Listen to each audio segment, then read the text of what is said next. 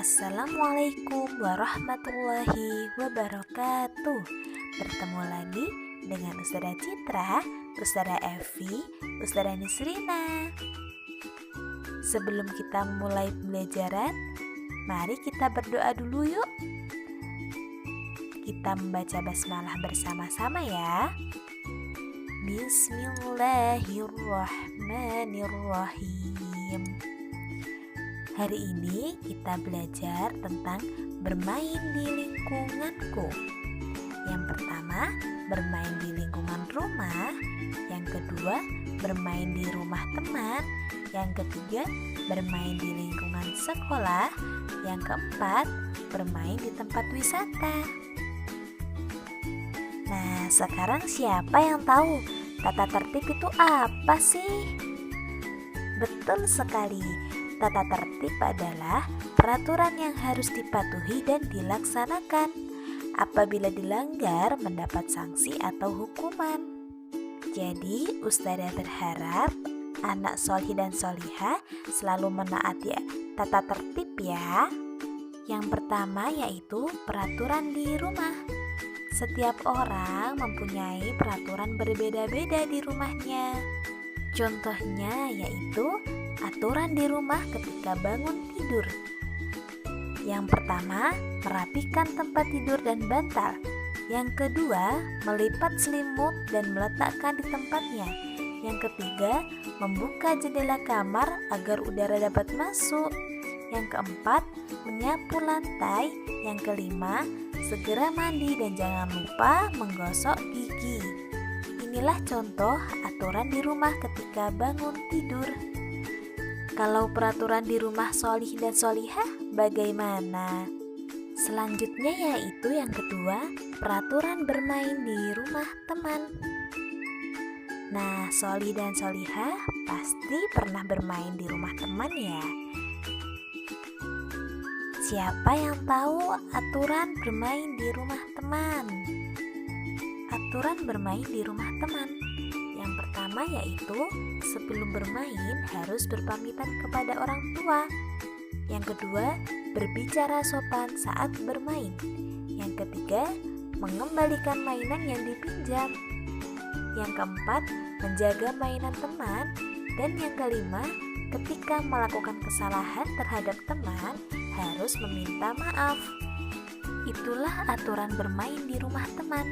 Jadi, kalau solih dan solihah lagi bermain, tetap memperhatikan aturan ya.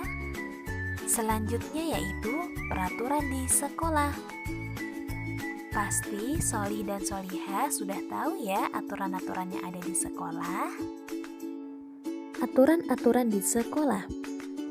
Yang pertama yaitu mengikuti upacara setiap hari Senin dengan tertib. Jadi kalau upacara tidak boleh ramai ya. Yang kedua yaitu setiap murid harus berperilaku sopan kepada guru. Yang ketiga, tidak boleh membuang sampah sembarangan. Yang keempat, masuk kelas tepat waktu. Yang kelima, berdoa sebelum pelajaran dimulai. Nah, itulah contoh aturan-aturan di sekolah. Dan masih banyak lagi aturan-aturan di sekolah seperti aturan di kantor, aturan yang ada di kelas, aturan yang ada di kantin, dan lain sebagainya. Selanjutnya yaitu yang terakhir, peraturan di tempat wisata. Jadi setiap tempat wisata mempunyai aturan-aturan yang wajib dilaksanakan oleh pengunjung. Contoh aturan-aturan ketika berkunjung ke tempat wisata. Yang pertama, antri di loket dengan tertib saat membeli karcis. Yang kedua, membuang sampah pada tempatnya. Yang ketiga, menjaga fasilitas tempat wisata.